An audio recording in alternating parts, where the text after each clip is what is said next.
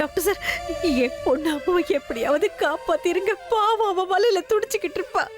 என்ன சார் நின்னுக்கிட்டு இருக்கீங்க? சீக்கிரம் போய் அவளுக்கு வைத்தியம் பாருங்க. அவளால வலி தாங்கிக்க முடியாது. ஏகப்பட்ட ரத்தம் வேற போயிருக்கு.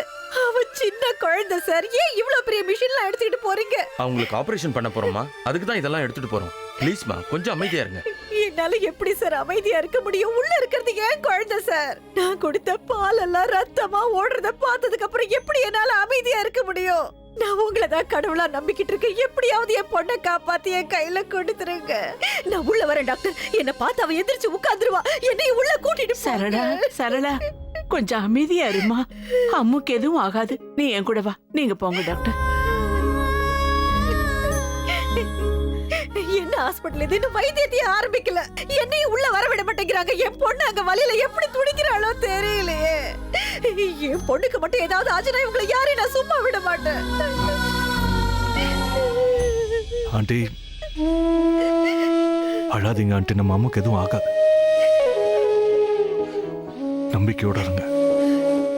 நீங்க பயப்படுற மாதிரி எதுவும் நடக்காது. அவளால வலிய கொஞ்சம் கூட பொறுத்துக்க முடியாத மாப்பிள்ள. போன முறை ஆக்சிடென்ட் ஆனப்போ அவ எப்படி அழுதாரு நீங்களே பாத்தீங்கல்ல. அதுலயும் இந்த தடவை கண்ணாடி துண்டல அவ உடம்புல குத்தி கிழிச்சு எவ்வளவு ரத்தம் போச்சு. சின்ன வயசுல பென்சில் செய்யும் போது கைய வெட்டிக்கிட்டா கூட ஓன அழ ஆரம்பிச்சிருவா. அவளுக்கு ரத்தத்தை பார்த்தா அவ்வளவு பயம். நேரா என்கிட்ட தான் ஓடி வருவா. நான் அவ கூடவே இருக்கணும் மாப்பிள்ள. நான் உள்ள போய் பாக்கட்டுமா? ஆண்டி, உங்களுக்கு கடவுள் மேல நம்பிக்கை இருக்குல்ல? அந்த கடவுள்கிட்ட மனசார வேண்டிக்கங்க. அவர் அம்மாக்கு எதுவும் ஆக விட மாட்டாரு.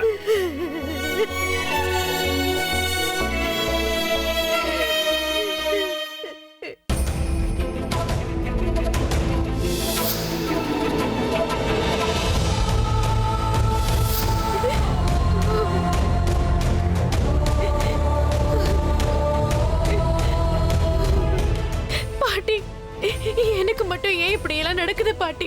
என் அம்மா யாருக்கு என்ன துரோகம் பண்ணா? அவன் நல்லா இருக்கணும்னு ஒவ்வொன்னையும் பார்த்து பார்த்து பண்ணனே. கடைசியில இப்படி ஆயிடுச்சு.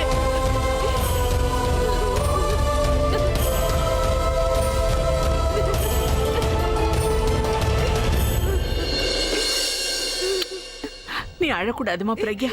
தைரியமா இருக்கணும். நம்ம அம்முக்கு எதுவும் ஆகாதுமா. கடவுள் மேல நம்பிக்கை வை. நான் சொல்றத கேளு. அந்த கடவுள் நல்லவங்களை கைவிடவே மாட்டாருமா.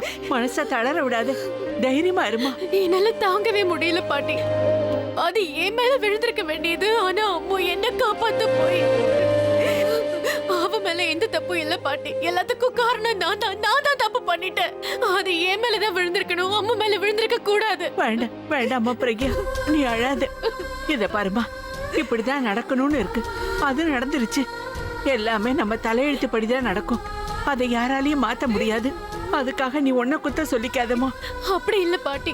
ஏதோ தப்பா நடக்க போகுது, எனக்கு கெட்ட கெட்ட கனவா வருதுன்னு சொன்னல. அதுக்கு பயந்துதான் அவங்க 2 பேருக்கும் அவசர அவசரமா கல்யாணம் பண்ணி வச்சு அப்படி இருந்தோம். இப்படி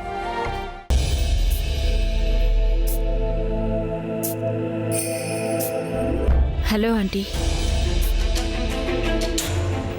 ஃப்ரூட்ஸ் கொண்டு வந்திருக்கேன். ஆலியா, நீ எதுக்காக ஃப்ரூட்ஸ்லாம் எடுத்துட்டு வர? அம்முக்கு இன்னும் நினைவே திரும்பல. அப்புறம் இதெல்லாம் யாருக்காக? பிரபா, இதை நான் அம்முக்காக கொண்டு வரல, உனக்காகவும் ஆண்டிக்காகவும் கொண்டு வந்திருக்கேன். ராத்திரியில இருந்து நீங்க 2 பேருமே இங்கேயே தான் ஹாஸ்பிட்டல்ல இருக்கீங்க. எதுவுமே சாப்பிடல. அதனால தான் பழங்களாவது சாப்பிடுவீங்கன்னு கொண்டு வந்தேன். பிரபா, ப்ளீஸ் இந்த பழத்தையாவது ஆண்டியை சாப்பிடுவே. இல்ல வேண்டாம், எனக்கு பசி இல்லப்பா. ஆண்டி, நீங்க ஆண்டி என்ன பேசுறீங்க நீங்க? பிரபா, நீயாவது ஆண்டிக்கு புரிய வை. இப்படி அவங்க எதுவுமே சாப்பிடாம இருந்தா உடம்பு கெட்டு போயிடாதா? அதுக்கப்புறம் அம்முக்கு நினைவு வந்ததுக்கு அப்புறம் அவ ஆண்டியை பார்த்து வருத்தப்பட மாட்டா? அதுக்கு தான் ஆண்டி சொல்றேன்.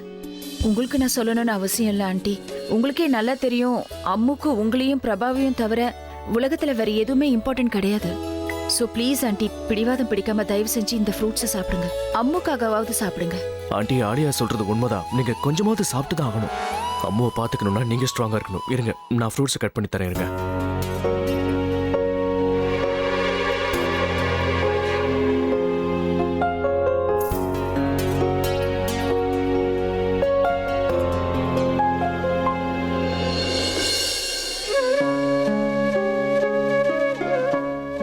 ஆண்டி, ப்ளீஸ் சாப்பிடுங்க.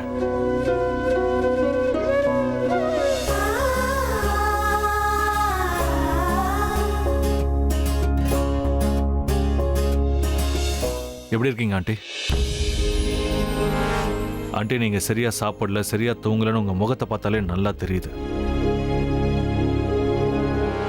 நீங்க எதுக்கும் டென்ஷன் ஆகாதீங்கன்னு நான் தான் சொன்னல ஆண்டி. நாங்க எல்லாரும் இருக்கோம், அம்முக்கு எதுவும் ஆகாது. நான் எதுக்காகப்பா கவலைப்பட போறேன்? ஏன்னா என்னோட 2 மாப்பிள்ளைங்களும் எனக்கு மகனா என் பொண்ணுங்களை விட ஒரு படி மேலதான் இருக்கீங்க. இருந்தாலும் என் அம்மு எப்படி இருக்கு? ஆண்டி, எமோஷனல் ஆகாதீங்க. அம்முக்கு எதுவும் ஆகாது, எல்லாம் சரியாயிடும்.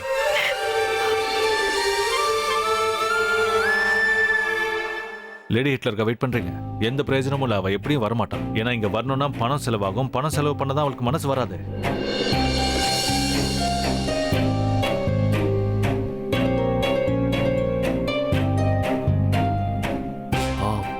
அபி, நீ இங்கே இரு, நான் போய் டாக்டரை பார்த்துட்டு வந்துடுறேன்.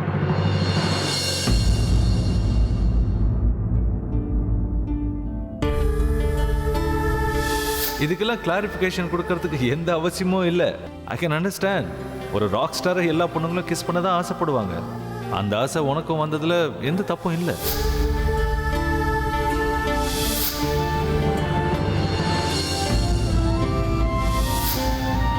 என்ன மன்னிச்சு ராமு. என்னோட இந்த போராட்டத்தால நீ கஷ்டத்தை அனுபவிச்சுட்டு இருக்க.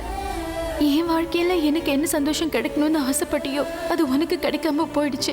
உன்னோட இந்த நிலைமைக்கு நானே காரணமாயிட்டேன். நீ சீக்கிரமா குணமாயி வந்துரு. உன்னை இந்த நிலைமையில என்னால பார்க்க முடியல அம்மோ.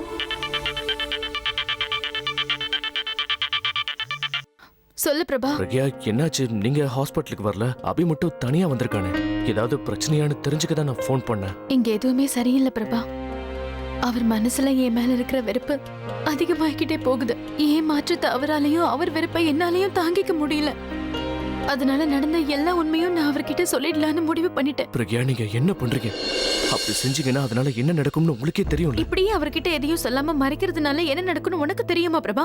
இந்த பிரச்சனைக்கெல்லாம் காரணமே நம்ம நாடகம் தான். ஏன் வாழ்க்கைக்காக சுயநலமா யோசிச்சு அம்மா வாழ்க்கையோட விளையாடுறது தப்பு பிரபா. என்னோட இந்த நாடகத்தினாலதான் அவளுக்கு இந்த நிலைமையே வந்துச்சு. அப்படி இருந்தும் என்னால அவ பக்கத்துல கூட இருக்க முடியல. எப்படி இருந்த என் வாழ்க்கை இன்னைக்கு இப்படி ஆயிடுச்சு. என்ன ஆனாலும் சரி, இன்னைக்கு நான் அவர்கிட்ட எல்லா உண்மையும் சொல்லிட போறேன். அதுக்கப்புறம் நடக்கிறது அப்ப பாத்துக்கலாம். நீங்க நினைக்கிற மாதிரி அது ஒண்ணும் அவ்வளவு ஈஸி கிடையாது பிரக்யா.